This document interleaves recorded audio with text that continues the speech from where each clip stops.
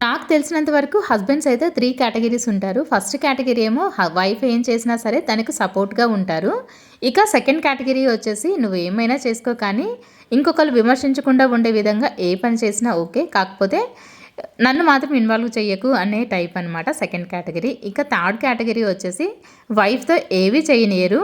అంటే అందులో వైఫ్ మీద ఎక్కువ ప్రేమ ఉండి తనకెందుకులే కష్టపెట్టడం అని చెప్పేవాళ్ళు కొందరైతే, ఇంకా వైఫ్‌కి ఏమీ రాదు నువ్వేం చేయలేవులే ఎందుకు ఊరికే ఇంట్లో వంటలు చేసుకుంటూ ఉండు చాలు అని చెప్పేవాళ్ళు ఇంకో కేటగిరీ.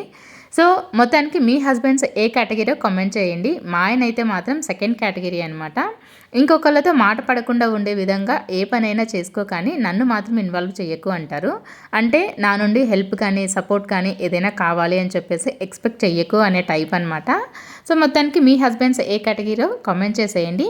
నేనైతే మాత్రం ఎవరి సపోర్ట్ ఉన్నా లేకున్నా ఇండిపెండెంట్‌గా సక్సెస్ అవ్వాలి అనుకునే టైపు.